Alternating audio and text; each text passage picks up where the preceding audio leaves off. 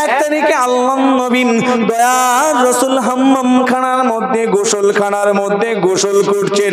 আম্মা জান আয়েশা আল্লাহর নবীকে অতি যত্নে গোসল করাচ্ছেন। আল্লাহর নবী একটা উঁচু টুলের উপরে বসে রয়েছেন গোসলখানার মধ্যে। আম্মা জান নূর নবী রহমতের নবীকে আদবের সঙ্গে গোসল করিয়ে দিচ্ছেন। এক পর্যায়ে আল্লাহর নবী দয়ার রাসূল তিনি লক্ষ্য করে দেখেন আম্মা জান আয়েশা সিদ্দিকা রাদিয়াল্লাহু তাআলা আনহার চেহারাটা লাল হয়ে গিয়েছে। ও আয়েশা আমি নবী আমি দেখতে পাই তোমার চেহারাটা লাল হয়ে গিয়েছে। আয়েশা তোমার চেহারাটা লাল হয়ে গেছে দেখছি, কি ব্যাপার?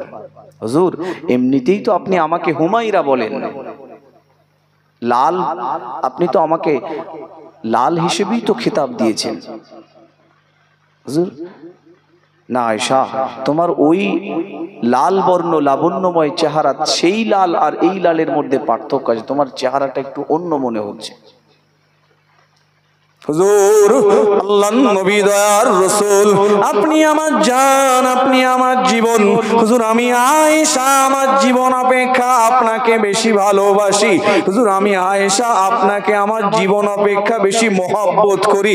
হুজুর আমি আয়েশা আপনাকে যখন আমি গোসলখানায় গোসল করাচ্ছিলাম, হুজুর আপনি যে টুলের উপরে বসে রয়েছেন ওই টুলের পায়ার নিচে আমি আয়েশা আমার একটা আঙুল চলে গিয়েছে, আর ওই টুলের চাপেতে আমার আঙুলটা ফেটে যে রক্ত বার হচ্ছে। এই জন্য আমি আয়েশা কষ্টের কারণে হয়তো আমার চেহারাটা একটু বেশি লাল হয়ে গিয়েছে। হুজুর আমি আয়েশা আপনি যদি আমাকে জিজ্ঞাসা না করতেন, জানতে না চাইতেন আঙুল কেন, আমি আয়েশা আমার কলিজাটা যদি ওই টুলের পায়ার নিচে রেখে দেওয়া হতো, আল্লাহি খোদার কসম আমি আয়েশা একবার উফ শব্দ মুখ দিয়ে বলতাম না। আল্লাহর নবীকে ভালোবেসেছেন, সাহাবায়ে কেরাম ভালোবেসেছেন। আল্লাহর নবী পাহাড়ের উপরে দাঁড়িয়ে রয়েছে, আমার রাসূলের দিকে লক্ষ্য করে পাথরগুলো চূড়া করছে, পাথরগুলো ছুটছে। আল্লাহর নবী দয়ার রাসূল সাল্লাল্লাহু আলাইহি ওয়াসাল্লাম বড় একা হয়ে গিয়েছেন, বড় অসহায় হয়ে গিয়েছেন।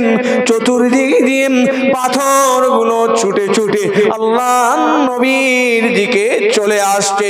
এমন অবস্থায় আল্লাহর নবীর একজন আশিক ছিল, আল্লাহর নবীর একজন দেওয়ানা ছিল, নাম তার হযরত হারিস ইবনে আবি হালা রাদিয়াল্লাহু তাআলা আনহু। তিনি আর থাকতে পারলেন না, দৌড়ে যে পাহাড়ের উপরে দাঁড়িয়ে আল্লাহর নবীকে নিজের বুকের সঙ্গে জড়িয়ে নিয়ে নিজের পিঠটা তাদের ওই ক্ষিপ্ত জনতা তাদের দিকে আল্লাহর নবীর এই মুহিব্বিন মুহাব্বতের সাহাবী হযরত হারিস ইবনে আবি হালাম রাদিয়াল্লাহু তাআলা আনহু পিঠটা পেতে দিয়েছিল, আর নিজের বুকটা দিয়ে আল্লাহর নবীকে গাঁট করেছিল। হযরত আবু হুরায়রা রাদিয়াল্লাহু তাআলা আনহু ওই দিনে মনে মনে সংকল্প করে নিয়েছিল, আল্লাহ আমি হারিস ইবনে আবি হালা রাদিয়াল্লাহু তাআলা আনহু আমি মারা যাব, আমার কোনো দুঃখ নেই, আমার কোনো অনুশোচনা নেই, এই ব্যাপারে আমার কোনো ব্যথা নেই, আমার কোনো ক্ষোভ চাওয়া পাওয়া নেই। আল্লাহ ততক্ষণ আমি হারিস ইবনে আবি হালা আমাকে জিন্দা রাখুন, ততক্ষণ আমাকে আল্লাহ আপনি জীবন দিন, হায়াত দিন।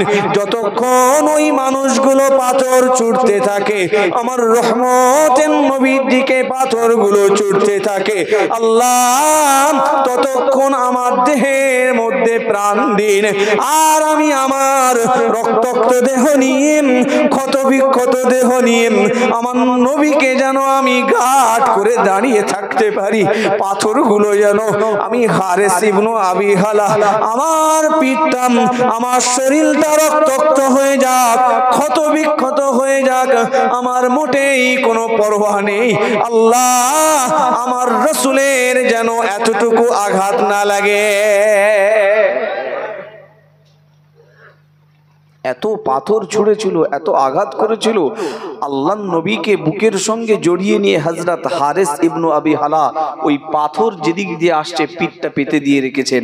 এত আঘাত লেগেছিল, ওই সঙ্গে সঙ্গে পাথরের আঘাতে রক্তাক্ত হয়ে ক্ষত বিক্ষত শরীরে হযরত হারিস ইবনে আবি হালা রাদিয়াল্লাহু তাআলা তিনি শাহাদাত বরণ করেছিলেন। ইন্না লিল্লাহি ওয়া ইন্না ইলাইহি রাজিউন।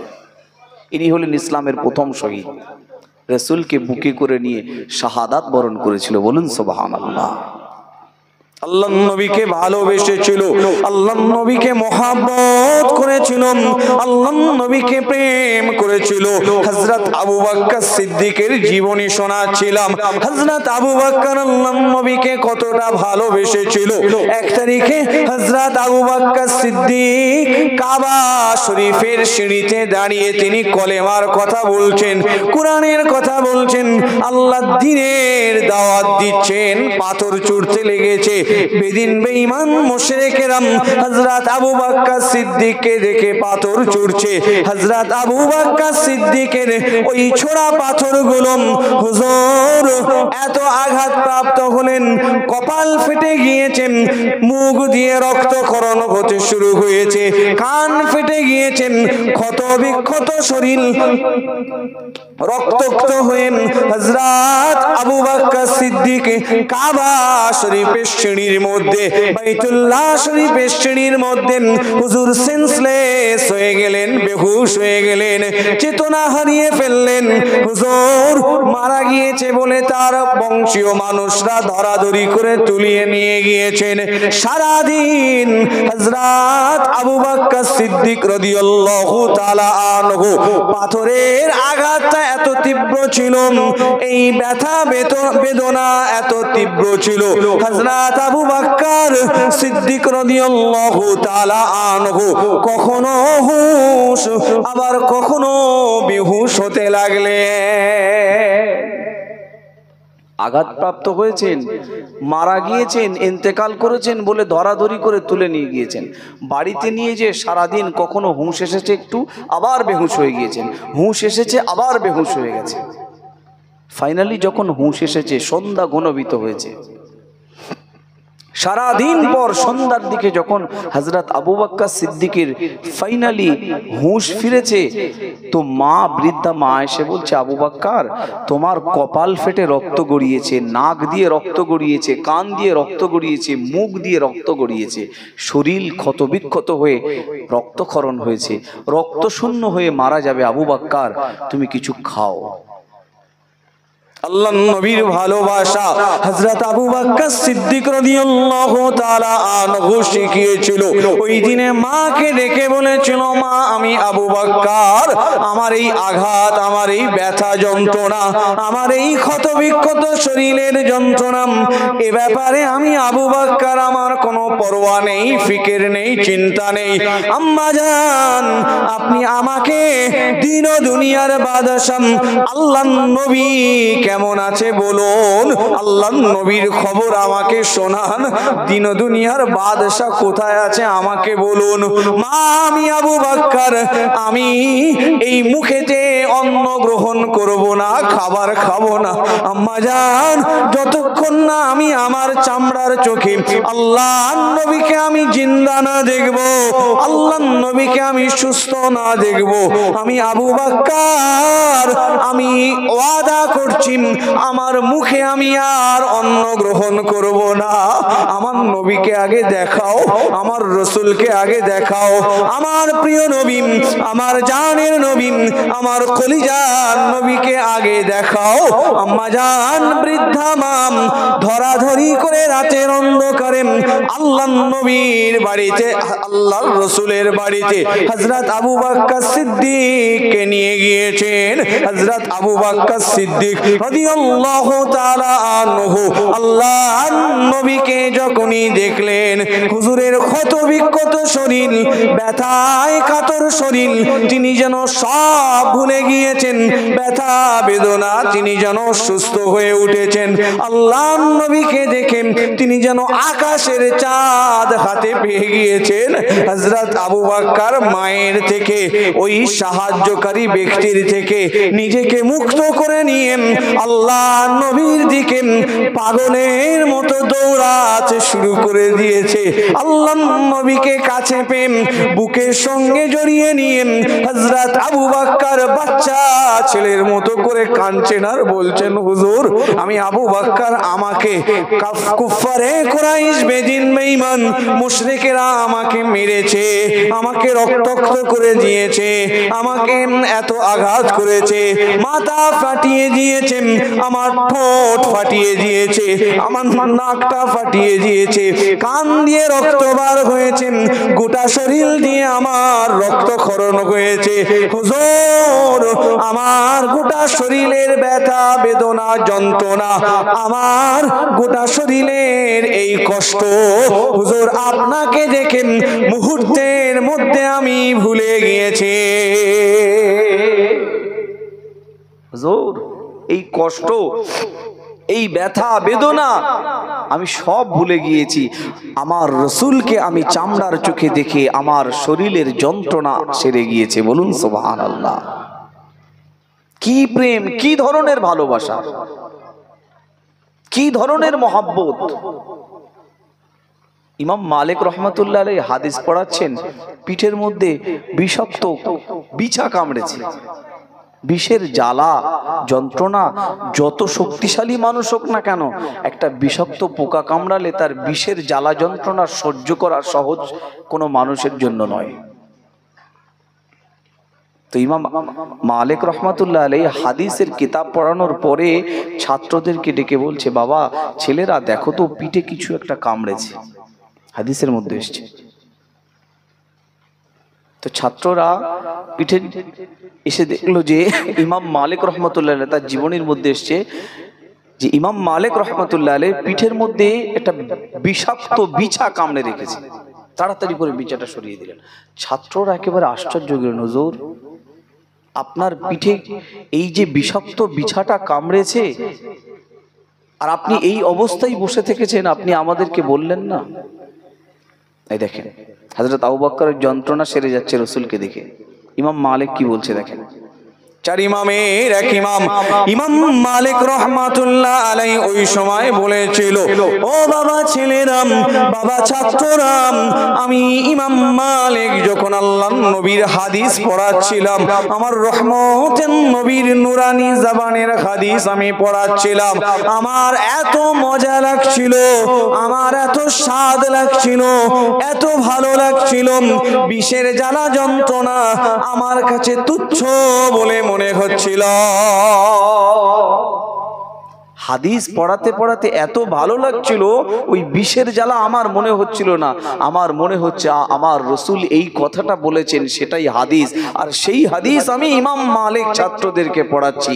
আমার নবীর জবান মোবারকের হাদিস আমি ইমাম মালিক পড়াচ্ছি। আমার নবী বলেছেন যে কথা, সেই কথা আমি ইমাম মালিক আমার ছাত্রদেরকে শোনাচ্ছি। আমার এত মজা লাগছিল, ওই বিষের জ্বালা যন্ত্রণা অত অনুভব হচ্ছিল না। তবে শোনো, যখন বিষের জ্বালা যন্ত্রণাটা তীব্র হচ্ছিল, কঠিন থেকে কঠিনতর হচ্ছিল, বিষের জ্বালা যন্ত্রণাটা যখন আরো অনেক তীব্র হয়ে যাচ্ছিল, আমার জন্য সহ্য করা সম্ভবপর হচ্ছিল না। বিষের জ্বালা যন্ত্রণায় যখন আমি কাতর হয়ে যাচ্ছিলাম, তখন আমি একবার হাদিস শরীফের ইবারাত থেকে আমি আমার দৃষ্টিটা একটু উঁচু করে নিয়ে ওই যে আল্লাহর নবীর সবুজ গম্বুজটা দেখা যায়। আমি ইমাম মালিক ওই হাদিসের পাতা থেকে চোখটা তুলেন আল্লাহ নবীর সবুজ গম্বুজের দিকে আমি যখন তাকাচ্ছিলাম, আমি ইমাম মালিক আমার অসহ্য বিষের জ্বালা, অসহ্য বিষের যন্ত্রণা নিমিষের মধ্যে ঠান্ডা হয়ে যাচ্ছিল। যদি বলেন সুবহানাল্লাহ। আমি যখন আল্লাহর নবীর রওজা দেখছিলাম, ওই অসহ্য জ্বালা যন্ত্রণাটা রাসূলুল্লাহর রওজা দেখার সাথে সাথে আমার যন্ত্রণাটা নিভে যাচ্ছিল। বলুন সুবহানাল্লাহ। রাসূল আল্লাহ কত বড় নিয়ামত করেছে। হযরত আনাস, একটা যুবক অল্প বয়সের সাহাবী হযরত আনাস, আল্লাহ রাসূলের গলায় একজন ওড়না দিয়ে ফাঁস লাগিয়ে একজন ইহুদি রাসূলুল্লাহকে জমিনে ফেলে দিয়েছেন। আর হযরত আনাস দূরে দাঁড়িয়ে রয়েছে, রাসূলকে পিছন দিক দিয়ে অনুসরণ করছে যে রাসূলের শত্রু চতুর্দিকে আল্লাহর নবী একা একা যাচ্ছে।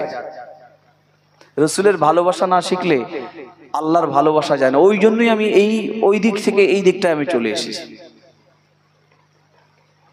হযরত আনাস রাদিয়াল্লাহু তাআলা আল্লাহর নবীকে একজন ইহুদি গলায় ওড়নাটা ফাঁস লাগিয়ে রাসূলুল্লাহকে জমিনে ফেলে দিয়েছেন।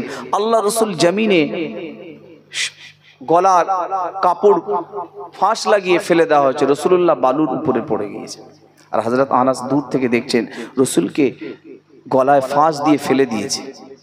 যুবক হাতে তরবারিটা উন্মুক্ত করে নিয়েছেন, খুলে নিয়েছেন। আল্লাহর নবী দয়ার রাসূলের এই পরিস্থিতি, করুণ পরিস্থিতিটা দেখে হযরত আনাস রাদিয়াল্লাহু তাআলা আনহু দৌড়াতে লাগলেন, ছুটতে লাগলেন, পরিমরি করে দৌড়াদৌড়ি করতে লাগলেন। আল্লাহর নবীর গলায় ফাঁস লাগিয়ে দিয়েছে, আমার রাসূলকে হত্যা করবেন, আমার নবীকে মেরে ফেলবে, আমার নবীর গলায় ফাঁস লাগিয়ে দিয়েছে, আমার রাসূলের শ্বাস রোধ করবেন, আমার নবীর দম বন্ধ হয়ে যাবে। হযরত আনাস দৌড়াচ্ছে আর বলছে, আমি আনাস যতক্ষণ আল্লাহ আমার শরীরের মধ্যে জান রেখে দিয়েছে, আমার নবীকে আমি আনাস কিছু হতে দেব না। তরবারি খাম মুক্ত করে নিয়েছেন, উলঙ্গ নাঙ্গা তরবারিটা নিয়ে দৌড়াচ্ছেন আর বলছেন, আজকে আমার নবীর জানের দুশমন, আল্লাহর নবীর জানের দুশমনকে আমি এখানে তাকে হত্যা করব, তার শিরচ্ছেদ করব, মৃত্যুদণ্ড দেব। হযরত আনাস আল্লাহর নবীর করুণ পরিস্থিতি দেখে দৌড়াচ্ছেন। আল্লাহর নবী বালুর উপরে তখনও পড়ে রয়েছেন। হযরত আনাস হাতের একটা উলঙ্গ তরবারি নিয়ে যখন দাঁড়িয়েছে, আল্লাহর নবী বুঝতে পারলেন হযরত আনাস ইহুদিকে আঘাত করবে। আল্লাহর নবী ওই বালুকার উপরে শুয়ে শুয়ে রহমতের নবী, দয়ার নবী, মায়ার নবী আনাসকে ডেকে বলেছিল, ও বাবা আনাস, আল্লাহর জন্য তাকে মাফ করে দাও। আনাস, মেরো না ওকে, মেরো না, ক্ষমা করো, আল্লাহর জন্য মাফ করো। থামো থামো, ক্রোধকে সংবরণ করো, রাগকে কমাও, রাগকে দমন করো, দাঁড়াও, থামো থামো, মেরো না। আনাসকে শান্ত করলেন। তখনও হাদিসের মধ্যে হযরত আনাস রাগে ক্ষোভে এই নবীর গলায় ফাঁস লাগিয়ে ফেলে দিয়েছে, রাসূলুল্লাহর দুশমন আমার সামনে দাঁড়িয়েছে, একে আমি হত্যা করব, সেরকম একটা মনের মধ্যে জেদ ক্রোধ নিয়ে তিনি দাঁড়িয়ে রয়েছেন। আর রাসূল বলছেন, থামো আনাস, থামো, তরবারি আর চলবে? রাসূল দাঁড়াতে বলেছে, আর চলবে? হযরত আনাস তখনও ঠক ঠক করে কাঁপছে। আল্লাহর নবী ওই ইহুদিকে জিজ্ঞেস করছে, ইহুদি ভাই, ইহুদি, আপনি আমার গলায় ফাঁস লাগালেন কেন? বলছে, আপনার কাছে মাল আছে, বাইতুল মাল, আর আমি গরিব, আমার বাড়ি খাবার নেই, আপনার বাড়ি আছে, আপনি আমার বাড়ি পৌঁছিয়েছেন? আল্লাহর নবী দেখেন, ক্রোধ নেই, রাগ নেই, কোন রকমের প্রতিক্রিয়া নেই, মারের বদলা মার নেই। রাসূলুল্লাহ মৃদু হাসছে। ফাযাহিকান নবিয়্যু সাল্লাল্লাহু আলাইহি ওয়াসাল্লাম, আল্লাহর নবী মৃদু মৃদু হাসছে। আর আনাসকে ডেকে বলছে, আনাস, ক্রোধ সংবরণ করো, রাগটাকে কন্ট্রোল করো, রাগটাকে মেটাও, আল্লাহর জন্য মেটাও, আমার মহব্বতে মেটাও, ক্রোধকে সংবরণ করো। যাও বাইতুল মালে একটা উট নিয়ে উটের পিঠে খাবার বোঝাই করে এই গরিবের বাড়ি পৌঁছে দাও। সুবহানাল্লাহ। হযরত আনাসের প্রতিক্রিয়া দেখেন, উনি তখনও দাঁড়িয়ে রয়েছেন। যখন বললেন আনাস যাও একটা বাইতুল মাল থেকে উট নিয়ে খাবার বোঝাই করে বাড়িতে পৌঁছে দাও, হযরত আনাস আর নিজেকে কন্ট্রোল করতে পারলেন না। আল্লাহর নবী দয়ার রাসূল দয়ার নবীকে দৌড়ে এসে নিজের বুকের সঙ্গে জড়িয়ে ধরে আল্লাহর নবী আল্লাহর রাসূলের গলার মধ্যে, রাসূলুল্লাহর গলা মোবারকের মধ্যে হযরত আনাস নিজের ঠোঁটটা বসিয়ে চুমা খেতে লেগেছেন আর বলছেন, হুজুর আমি আমার চামড়ার চোখে, আমার চামড়ার চোখে এই জমিনের উপরে এত বড় দয়ালু, এত বড় রহমদিল, এত বড় ক্ষমাশীল ব্যক্তিত্ব আমি আর দেখি না। হুজুর আপনি দয়ালু, আপনি ক্ষমাশীল, আপনার মনে এত দয়া, এত মায়া, এত দয়ালু আমি আর কাউকে দেখি নাই। বলুন সুবহানাল্লাহ। নিজের ঠোঁটটা লাগিয়েছে রাসূলুল্লাহর ওই গলার ক্ষত স্থানে। কত বড় রহমতের নবী, ক্ষমা শিখিয়েছেন, মাফ শিখিয়েছেন, আমাদেরকে পারস্পরিক সৌহার্দ্য শিখিয়েছেন, পারস্পরিক ভালোবাসা শিখিয়েছেন, একে অপরের সঙ্গে সুসম্পর্কের ব্যাপারে ইসলাম জোর দিয়েছে, আত্মীয়তার সম্পর্কের ব্যাপারে ইসলাম জোর দিয়েছে, প্রতিবেশীর সম্পর্কের হক ইসলাম বলে দিয়েছে। ইসলাম আমাদের জন্য কমপ্লিট জীবন ব্যবস্থা। রাসূলুল্লাহ আমাদের তার জীবনের ক্ষমার এই অধ্যায়টা আমাদেরকে জোর দিয়ে শিখিয়েছেন। রাসূলুল্লাহর সুনাম খ্যাতি, রাসূলুল্লাহর পরিচয় পরিচিতি গোটা বিশ্বব্যাপী ছড়িয়ে যাওয়ার পিছনে রাসূলুল্লাহর এই উত্তম আচার ব্যবহার, বিনয়িতা, রাসূলুল্লাহর ক্ষমা, এই ক্ষমা, বিনম্র ব্যবহার, উত্তম আচার আচরণ, মানবতার কারণেই রাসূলুল্লাহ পৃথিবীব্যাপী মুসলিমদের কাছেও রাসূলুল্লাহ জান অপেক্ষা প্রিয়। আর যারা অনেকে আছেন মুসলিম হন নাই বটে, কিন্তু রাসূলকে তারা সম্মান করেন, ভালোবাসেন তার আদর্শের কারণে। বলুন সুবহানাল্লাহ। আল্লাহর নবী ক্ষমা শিখিয়েছেন। দয়ার রাসূল কাবা শরীফের হাতিমে নামাজ পড়ছেন, আল্লাহ রাসূলের মাথার উপরে উটের মরা নাড়ি বুড়ি এসে চাপিয়ে দেওয়া হয়েছে। রাসূলুল্লাহ দম বন্ধ হয়ে যাচ্ছে, তারপরেও দুঠোট নেড়ে কখনো বলেনি, আল্লাহ এই নাফরমান অবাধ্য উম্মতদেরকে আপনি ধ্বংস করে দিন। নূহ নবী তার উম্মতের জন্য, নাফরমানদের জন্য আল্লাহর দরবারে বদদুয়া চেয়েছিলেন। নূহ নবী আল্লাহ পাকের দরবার শরীফে বদদুয়া করেছিলেন উম্মতের জন্য, অবাধ্য নাফরমানদের জন্য। আল্লাহ পাক আসমান থেকে আযাব গজব নাজিল করে দিয়েছিলেন, এত আযাব গজব দিয়েছিলেন, এত পানি বর্ষণ করেছিলেন, 40 দিন গোটা পৃথিবীটাকে আল্লাহ পানির স্তরের নিচে ডুবিয়ে দিয়েছিলেন।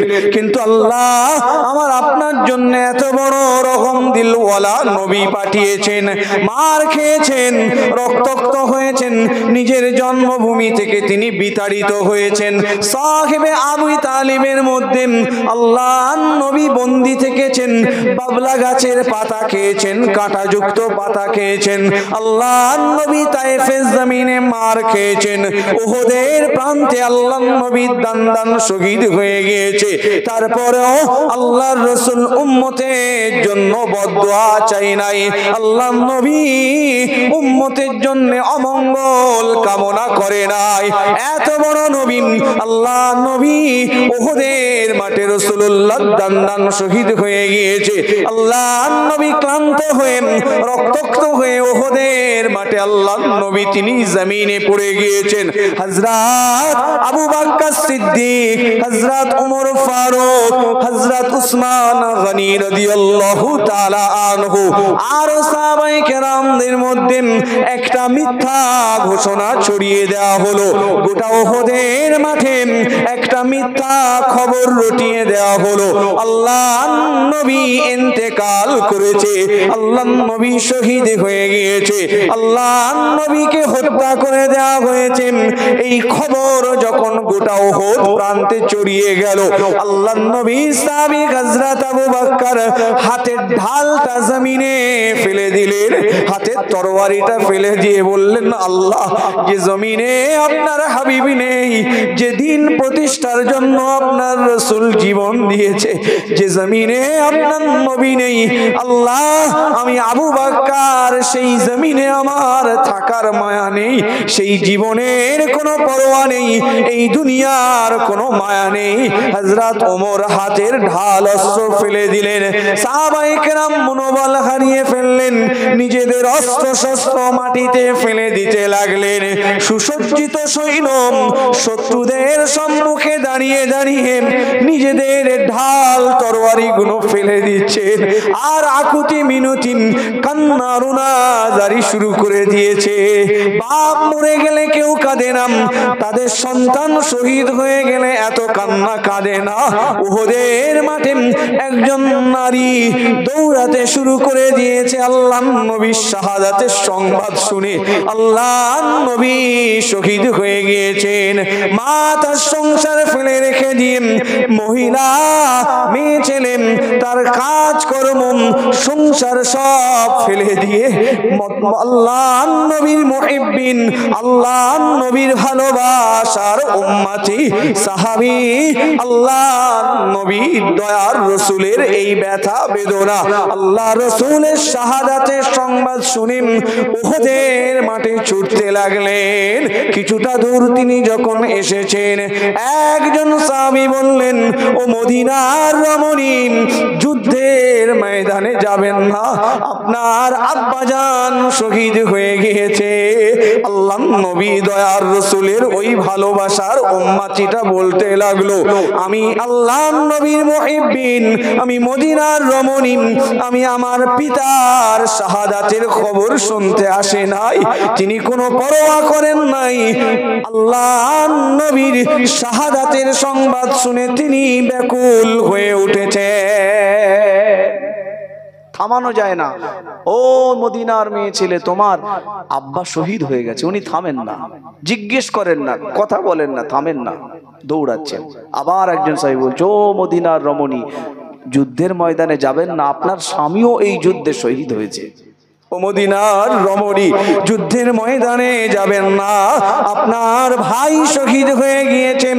কোন বর্ণনার মধ্যে এসেছে আপনার সন্তান শহীদ হয়ে গিয়েছে। আল্লাহর নবী দয়ার রাসূলের ভালোবাসা কত গভীর ভালোবাসা ছিল। মদিনার ওই মেয়েটা বলতে লাগলো, আমি আমার পিতার শাহাদাতের সংবাদ জানতে চাই না, আমার স্বামীর শাহাদাতের খবর আমি শুনতে চাই না, আমার সন্তানদের শাহাদাতের ব্যাপারে আমি জানতে চাই না। আমাকে বলুন আল্লাহর নবী কোথায় আছেন, কেমন আছে? আমাকে বলুন, আমার বাপ, আমার স্বামী, আমার সন্তান, তারা শহীদ হয়েছে, কি হয়েছে আমি জানতে চাই না। আমাকে নবীর কথা, আল্লাহর রাসূল কোথায় আছেন তার খবর বলুন। একজন সাহাবী দেখি বলছেন, ওই আল্লাহর নবী, তিনি ক্লান্ত শ্রান্ত রক্তাক্ত অবস্থায় তিনি ওই আল্লাহর রাসূল রয়েছে। মহিলা আল্লাহর নবী দয়ার রাসূলের সম্মুখে ভিড় ঠেলে আদবের সঙ্গে পর্দার সঙ্গে হাজির হয়ে বলছেন, হুজুর, আমি যুদ্ধের ময়দানে এসে শুনলাম আমার জন্মদাতা পিতা, আমার আব্বাজান এই যুদ্ধের ময়দানে দিনের জন্য শহীদ হয়ে গিয়েছে। হুজুর, আমি এই যুদ্ধের ময়দানে এসে আমার স্বামীর শাহাদাতের সংবাদ শুনলাম। হুজুর, এই যুদ্ধের ময়দানে এসে আমি আমার সন্তানের শাহাদাতের সংবাদ শুনলাম। হুজুর, এই সংবাদ শোনার জন্য আমি যুদ্ধের ময়দানে আসিনি, আমি মদিনার মেয়ে, আমার কানেতে যে পৌঁছেছেন আল্লাহর নবী শহীদ হয়ে গিয়েছে। হুজুর, আমি পাগল হয়ে গিয়েছিলাম।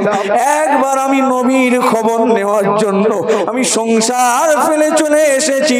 আমার আব্বাজান তিনি যুদ্ধের ময়দানে আছেন, আমার পরোয়া নেই। আমার স্বামী যিনি যুদ্ধের ময়দানে আছেন, আমার কোনো পরোয়া নেই। আমার সন্তানেরা যুদ্ধের ময়দানে আছে, আমার কোনো পরোয়া নেই। আমার আব্বা, আমার স্বামী, আমার সন্তানেরা তারা শহীদ হয়ে গিয়েছে, আমার কোনো দুঃখ নেই, ব্যথা নেই, বেদনা নেই। হুজুর এটা জেনে আমি খুশি, এখন আল্লাহর নবী জিন্দা আছে। হুজুর এর থেকে বড় পাওনা আর কিছু নেই, এর থেকে বড় খুশির আর কিছু নেই। আপনি জিন্দা আছেন, আপনি হায়াতে আছেন, আমার এর থেকে বড় পাওনা আর কিছু নেই। বলুন সুবহানাল্লাহ। আল্লাহর নবী যুদ্ধের ময়দানে আসবেন, সাহাবায়ে কেরামরা যুদ্ধের ময়দানে দ্বীন প্রতিষ্ঠার জন্য নিজেদের জীবনকে বিলীন করে দেওয়ার জন্য নাম লেখাচ্ছেন। যুদ্ধের ময়দানে আসবেন, যুদ্ধের ময়দানের জন্য সাহাবায়ে কেরামরা নাম লেখাচ্ছেন।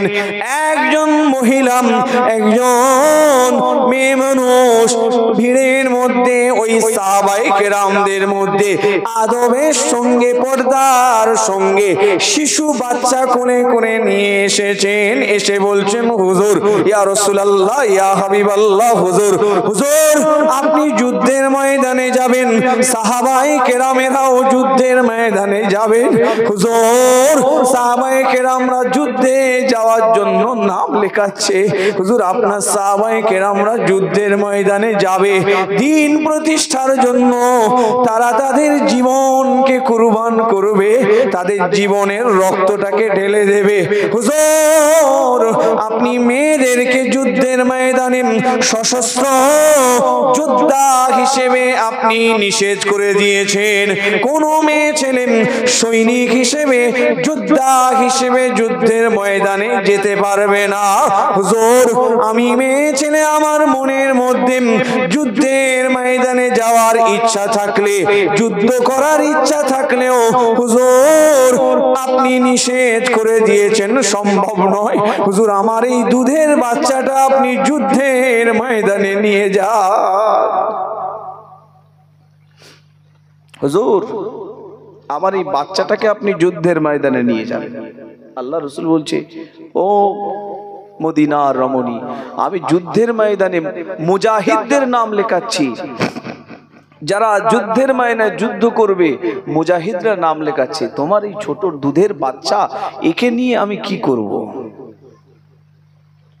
সম্ভব নয়, এরকম উত্তর দেওয়া সম্ভব নয়।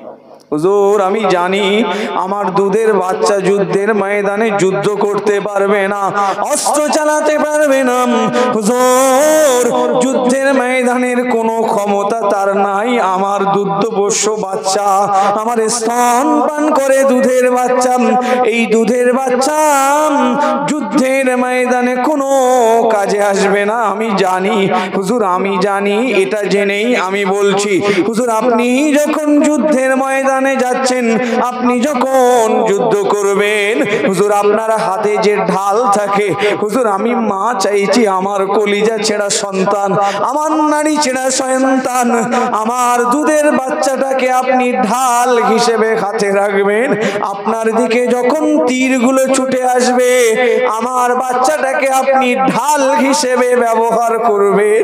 হুজুর আমার বাচ্চাটার বুকের মধ্যে বেদিনদের ছোড়া তীরগুলো বিঁধে যাবে, আমার কচি মাসুম বাচ্চার পিঠের মধ্যে তীর বিঁধে যাবে, অস্ত্রের আঘাত লাগবে। আমি মা, আমার মনের মধ্যে আমার সান্ত্বনা হবে, আমার বাচ্চা আল্লাহর নবীর অস্ত্র, আল্লাহর নবীর ছোড়া তীরটা তার বুকের মধ্যে বিঁধেছে। ভালোবাসা, আজকে এই ভালোবাসার প্রয়োজন। এই নবীর মহব্বত, ভালোবাসাটা আমার আপনার মধ্যে যদি থাকে, তাহলে গুনাহ করা, অন্যায় করা, অসামাজিক কার্যক্রম করা, মানবতা বিরোধী কার্যক্রম করা, শরিয়ত বিরোধী কার্যক্রম করা অসম্ভব। সাহাবায়ে কেরামরা নবীর যত কাছে এসেছে, আল্লাহ তাদের জান্নাতের তত উচ্চ মাকাম দান করেছে। বলুন সুবহানাল্লাহ। আল্লাহর হাবিবের মোহাব্বত, ভালোবাসা, আদর্শ যত বেশি বেশি অনুকরণ করতে পারবো, আল্লাহ আমাদেরকে তত কামিয়াবি করবেন।